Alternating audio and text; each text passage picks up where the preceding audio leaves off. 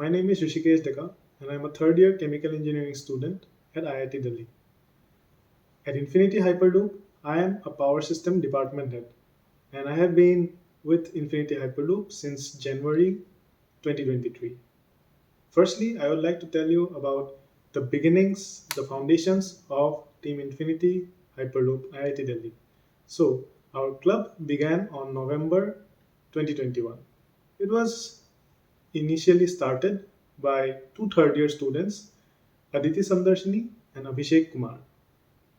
They had envisioned a club which would teach engineering along with giving them scope to do research on upcoming areas and give them a holistic idea of what engineering is. And thus they came to the conclusion that Hyperloop was one of the emerging fields which could be of great interest to students. And with that began the journey of starting a new club at IIT Delhi. Initially, they had discussions with professors regarding what would be the best way to conduct such operations, and also they took some references and help from the seniors at the FSA club at IIT Delhi. Eventually, after the club started, they recruited second year students, and with that began the journey of Team Infinity Hyperloop IIT Delhi. As our seniors were starting out, they faced a lot of challenges related to the establishing of the club and also as to how would they move forward. So the first challenge that they faced was that of reluctance of professors to form a new club on a topic that they weren't much familiar with. As you know, Hyperloop is a relatively newer concept and much resources about that aren't available as of yet. So it took a lot of convincing on the part of our seniors to get this club going. They held a lot of discussions and gave technical presentations along with feasibility presentations to show that it had a great potential if it was researched well into, and thus they were able to create a good foundation for the basis of this club. The next issue that they faced with was that of fundraising and sponsorships. Initially, there weren't much sponsors, but with time, the number of sponsors have increased.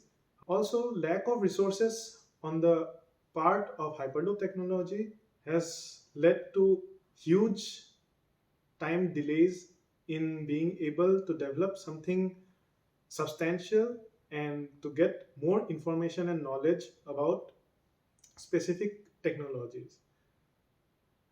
Also, Hyperloop at an initial level requires a lot of research, as you know, due to the lack of accessibility and also unavailability of resources due to it being a fairly new technology.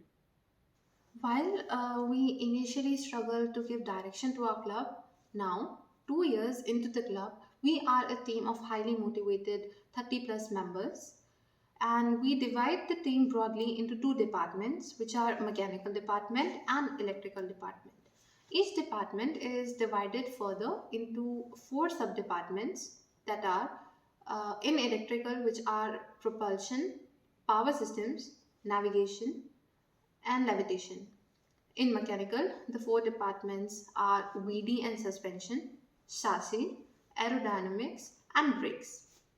In our team structure, we have two overall coordinators who look out for the entire team.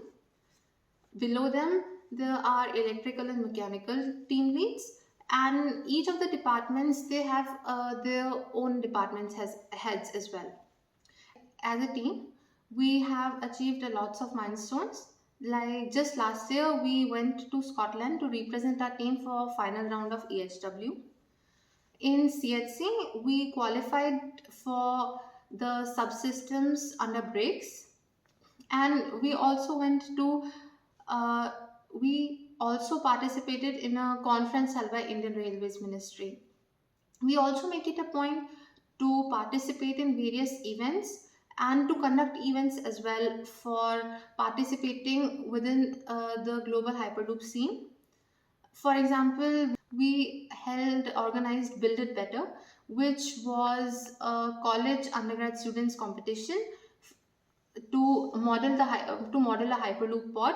Other than that, we also participate in conferences and interact with the other hyperloops teams as well. To give some more insights into the departments that we have, under the electrical departments, there is power systems that gives the power to the pod. There is propulsion that propagates our pod in vacuum. There is levitation that uses the magnetic levitation concept to levitate the hyperloop pod so that it can move without friction and without any physical interaction. And then there is navigation and control, which are responsible for integrating different kinds of sensors and different that are responsible for basically compiling the whole electrical subsystems together. Then, under mechanical, there is chassis that provides the frameworks for putting all the subsystems into place. There is aerodynamics that is responsible for making aeroshels to reduce the air drag as much as possible. VD and suspensions that make Hyperloop pod ride as smooth as possible, dampening out any kind of vibrations or halts. And then there is brakes for bringing the Hyperloop pod to a halt after coasting through a very, very high speed or under any critical circumstances.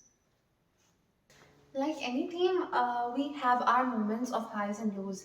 There are times when even after we are highly motivated and we cannot acquire the funds required for things, or when we do not get the required support from different kind of people whom we expect support from, and these things can be really demotivating for a team. Other than that, uh, the students, uh, they have other considerations as well, like ACADS, or maybe some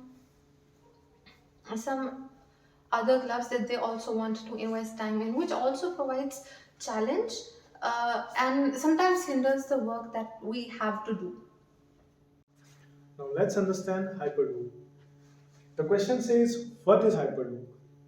In simple terms, Hyperloop is a levitating pod moving through a vacuum tube. So what's the main advantage? The advantage comes from the vacuum, because then the drag, that is air drag, would be reduced by a very large amount, and due to levitation, the friction drag that the wheels would have produced would also be minimal, allowing us to go to extreme speeds around 1000 kilometers per hour, which would be an ideal scenario. As of now, research is going on to achieve such higher speeds. Along with that, we can see that it's highly energy efficient due to less drag, less losses, and also is environmentally sustainable because we could use renewable sources to power up such a system. Along with that, you can see that I have written 1000 kilometer per hour. Planes typically go faster than that. They go even close to 1200 or 1100 kilometer per hour, and trains, they go at around 300, 400, 500, 500 being the max limit. So what's the need for specific hyperloop systems is that at certain range of distances, hyperloop could be a top performer, and that's the main selling point of this concept. The technical aspects which are used in this technology is use of vacuum tubes, using levitation, and electromagnetic propulsion. Now let's understand Hyperloop. As you can see, I have written on the board, what is Hyperloop? It's a very generic question anyone may think of, like what actually Hyperloop is. In simple terms, Hyperloop is a levitating pod moving through a vacuum tube. So I have said some technical terms. Let us initially understand what it is. Vacuum tube means a tunnel-like structure which is void of air. Like you can consider it as we have sucked out the air from the tube and sealed it to maintain a vacuum. There is a very low pressure. Levitation means rising above the ground. That is, there is no contact between the ground and the pod. Pod being the vehicle that would be carrying the passengers or loads. Along with that, it would use electromagnetic propulsion. So propulsion means moving something forward or moving something in some direction. Generally in cars, the propulsion is actually the wheels taking the car forward. In planes, the propulsion could be the jet engines or the propellers which take the plane forward. In this case, we are using linear induction motors to drive the pod forward, and thus it would lead to reduction of friction exponentially. Along with that, due to the use of vacuum tubes, the lack of air drag would also significantly improve the performance. This is basically the idea behind energy efficiency. If there is very less losses, we can say that it's highly energy efficient and we are able to save a lot of energy. Along with that, environmental sustainability is also an important aspect related to Hyperloop, because the energy that we will be using to run Hyperloop systems could be sourced from renewable energy sources like hydroelectric power and even solar energy or wind energy. The main advantage of Hyperloop lies in its high speeds. Now, somebody may argue that for high speeds we have planes which go at 1100 km per hour or 1200 km per hour, and for relatively lower speeds we have trains who go at 200 km per hour or 300 km per hour. That's the main thing that differentiates Hyperloop from the others, is that it has a specific range, and in that range, is what is the ideal operational position for Hyperloop.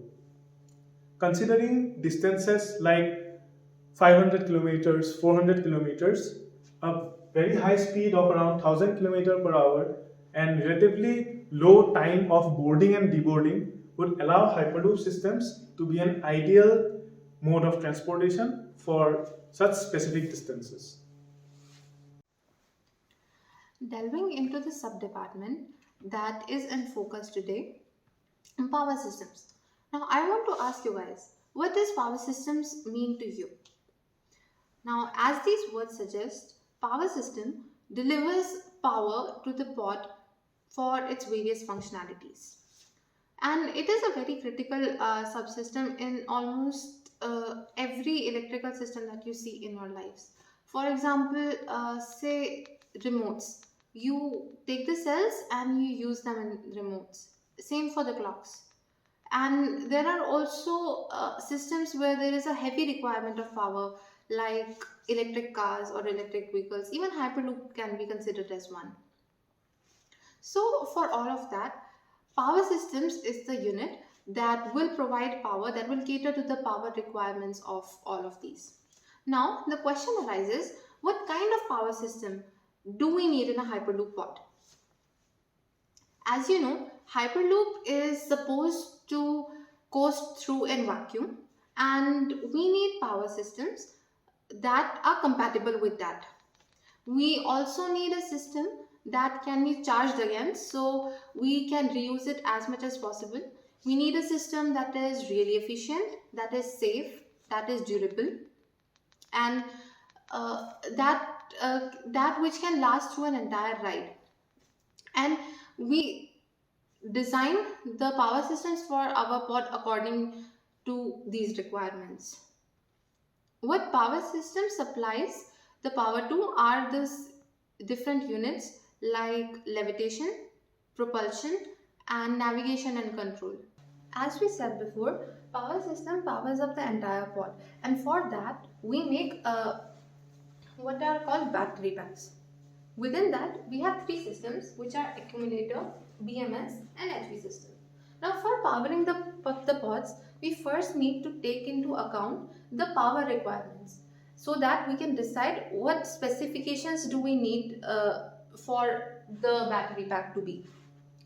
Now, say we need a 48-volt battery pack and a 10 amperes of current flowing through it.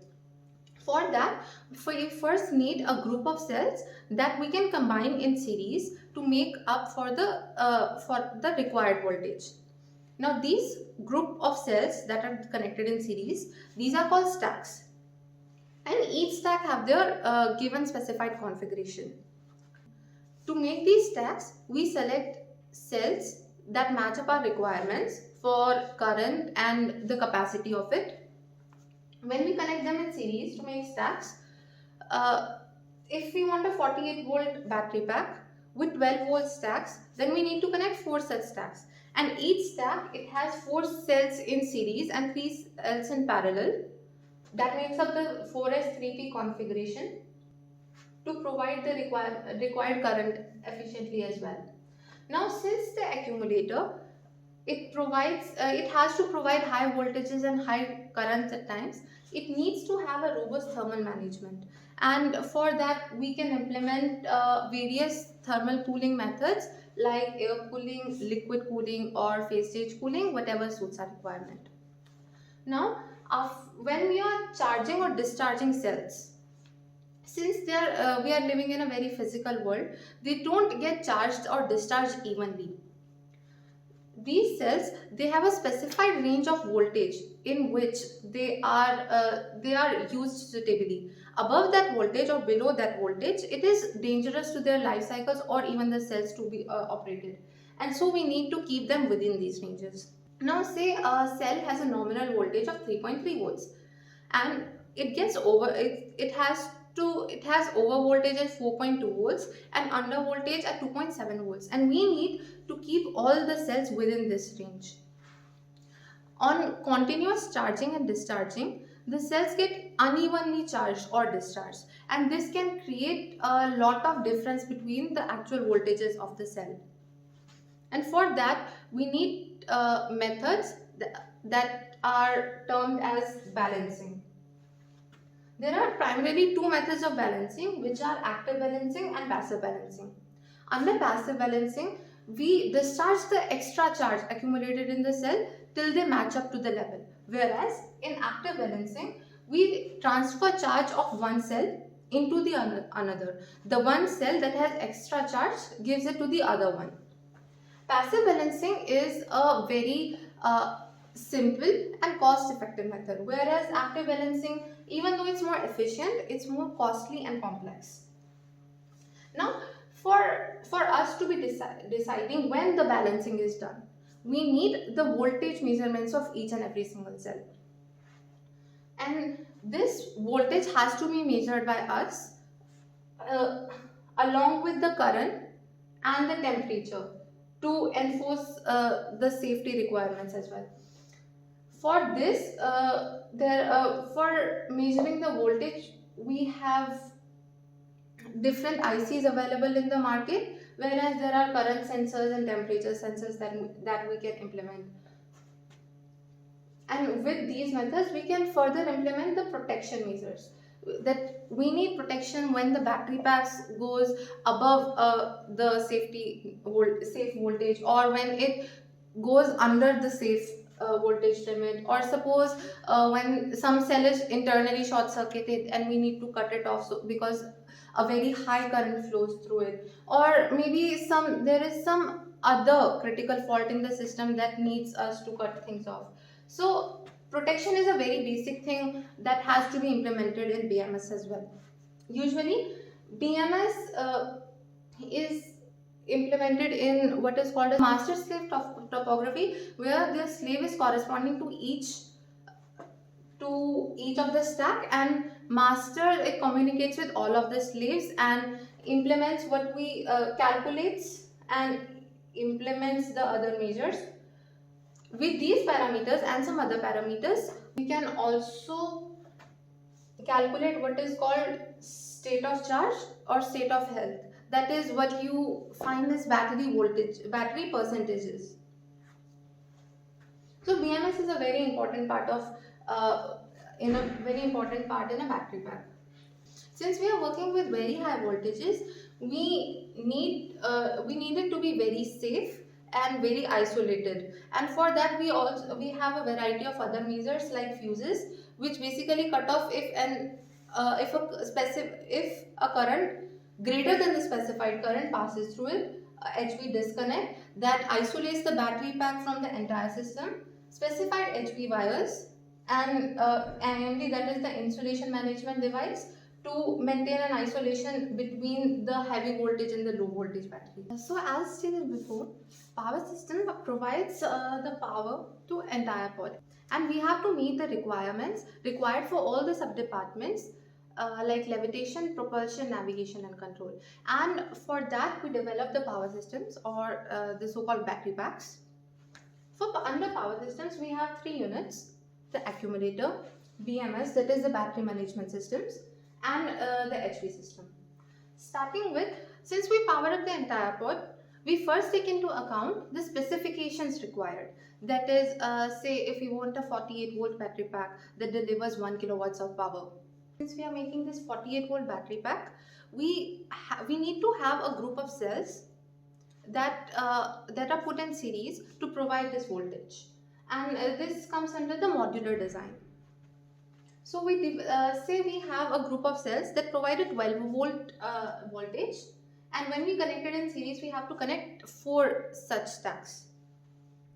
We can connect these 4 such stacks, but these stacks within themselves have a configuration in which we have to connect 4 cells in series and then 3 cells in parallel to meet the current requirements as well.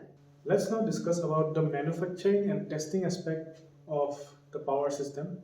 So for any system you want to make, the initial part is of designing that system, and then you run simulations to test the feasibility and the validity of the design you have made, and also of electrical connections to check if you had missed somewhere or if there is any error. Once the designing part is complete, we move on to making a small prototype, just to get a brief idea of how it would actually work once we scale it up for the full scale battery pack along with the BMS and the connections.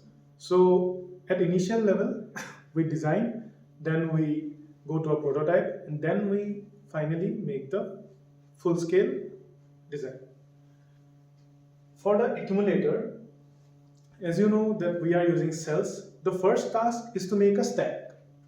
Okay, to make a stack we would need some cell holder like thing so that we can put the cells in places. You can see the cell stack how it's made in the picture in the video. The stacks are made using spacers which hold the cells together in place, and multiple of the spacers are connected together in series and also in parallel to make a complete stack. So the first issue of keeping the cells together has been solved. After that, the second part comes is to connect the cells, that is the cell to cell connection. The classic approach of connecting cell to cells in battery systems is using spot welding.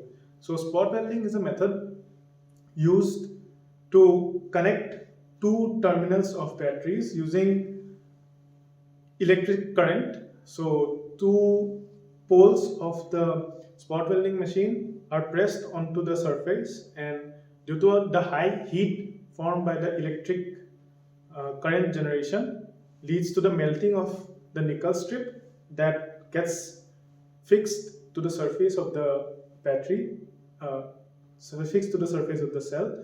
And in similar way we go on spot welding each of the cells so as to get a completely series or parallel connection.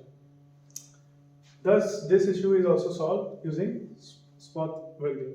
The next part is to connect stack to stack. The difference in cell to cell connection and stack to stack connection is of the amount of current. When we are using multiple cells in parallel, the nickel strips don't have to take much current. Let us take it to be 10 amperes. So each nickel strip has to take 10 amperes. But once the strips go and converge to one singular terminal, if there were 10 cells in parallel, then the net current would be 100 amperes. Now to carry 100 amperes, we need some thick piece of metal to be able to carry so high amount of current and with low resistance, and also low amount of heating up. Thus we need a very low resistance. Along with that we would also need a high surface area. So We generally use bus bars. So what is a bus bar? You can see the pictures of bus bar here. The bus bars are electrical conductors. Generally copper bus bars are used, so they are like bars of copper, like cuboidal blocks of copper, which are directly connected to the ending of each stack. And sometimes they're screwed, sometimes they're soldered with to make the electrical connections. And after it's been soldered or screwed to each terminal of the stack, the stacks that has to be connected in series or in parallel are screwed together to make the complete system. So at this position, we have completed the formation of the full accumulator. For the BMS part, at the initial level, we have to finalize what type of a BMS do we need, and according to the specifications, we go on with selecting components for it and also designing the circuitry for it. That is, we design initially a schematic. Schematic means we make the electrical connections or the circuitry that we think would be needed for running this BMS, and then we draw it on a piece of paper, or as of now we use softwares like LTM to make the schematic. And once the schematic is made, we then go on to PCB designing. In PCB designing, the major part is of finding out how many layers would we be needing to accommodate our requirements. And for the next part is the placement of the components, which is the most important part in PCB designing, because the placement has a lot of effect on any internal interferences or heating and thermal management, and it can lead to many issues if the placement is not done correctly. Once the placement has been finalized and it has been verified and re-verified, then the PCBs goes for printing. Once the PCBs are printed and the components have been procured, we go on to solder the components to the PCB, and then we begin the testing process. Also, for the testing process, we use electrical equipments like DSO, DC power supply. Once the testing is complete, then we begin with the integration of the complete component with each other to form the final power system. Now we come to the grand finale of this video, that is integration with pod. So by now it definitely must be clear that we have been designing a subsystem. So the final part is putting the subsystem together with the rest of the subsystems to make a complete system, that is the complete pod. Okay. So for the integration with the pod, as of now, we have prepared the accumulator, we have kept the BMS, and we have made all of the HV connections required ready. First thing is that a battery stores energy in the form of DC voltage. So we need to convert it to AC voltage. And the converter that is used for DC to AC conversion is called as inverter. Mostly three-phase AC converters are used to convert DC to three-phase AC. The issue is that we generally make high voltage accumulators, and if we directly connect a high voltage accumulator to an inverter, there will be a sudden spike in voltage which can lead to some damage in the components of the inverter, and in turn may also lead to some damages in the cells and the BMS. So we use a specific circuitry so that it doesn't directly spike up to a very high voltage and gradually reaches a high voltage, and once it reaches a certain limit, then we allow it to freely touch the 400 voltage terminals of the accumulator. Then we allow it to touch the high voltage terminals of the accumulator. Once that part of the connection is sorted, next we use an IMD. IMD, which you have heard of, is the insulation monitoring device. So the basic function of an IMD is to prevent any form of short circuit between the high voltage line and the low voltage line. How does it perform the function? So it uses the concept of resistance. So it basically measures the resistance between the high voltage line, high voltage ground, and the low voltage ground. If due to some errors or due to some short circuiting, the high voltage and low voltage ground come into contact, the resistance of those two lines would reduce sharply, and it could lead to short circuiting, and also it could break out fires or destroy multiple components. So the IMD senses that thing, and it provides signal to a master controller, and once the master controller gets that signal, it will completely shut off the system to prevent any harm to the system and also to any passenger that could be on board or around it. Also, we use manual switches for isolation, which is called as HVD or high voltage disconnect, which is also used for emergency situations. Assuming that due to some unforeseen cases or something external, there is a power failure or there is some failure of the circuit boards, and nobody can remotely control the master controller and provide any signals. And in that case, it may happen that the connections of the high voltage systems are still intact, and it may lead to injury which could even be fatal. So switches, or in this case a HVD, is provided so that a person can manually activate that switch and cut off the connection, that is isolate the positive and negative terminal of the battery and prevent any electrical shock or injury. Lastly, the final nail in the coffin is finding the right placement for the power system in the chassis. Some may make a very cubical power system and place it at a certain part, or some may spread out the whole power system and take up the whole chassis. That's up to the optimizations that will be needed, along with the other subsystems and how they are designed. So once the specific has been once the specific has been decided on, that could be implemented into the design, and accordingly the design could be made, and for better improved efficiency, spaces are taken up in such a manner that close to zero unnecessary open space is left between any components, so as to have a very tight and compact design. Having explained what all makes up the power systems in a Hyperloop pod, we plan on completing the first iteration of our Hyperloop pod as soon as possible, integrating all of the subsystems together.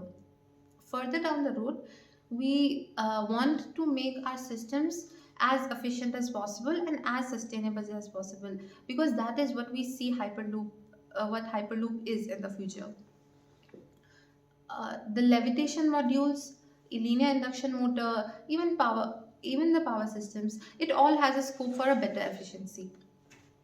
Also, on a global level, the infrastructure for Hyperloop has not been yet well developed.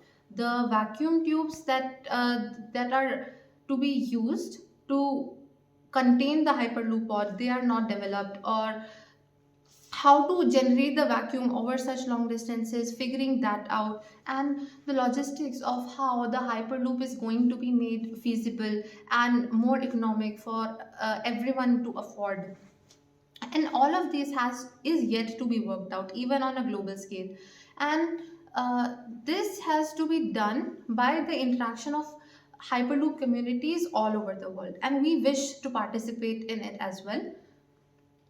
We aim to participate in it by participating in events, by holding our own events, by educating young minds, by exciting them, by giving knowledge, by making them excited about Hyperloop, by making them see that this is not just a mere dream but a reality.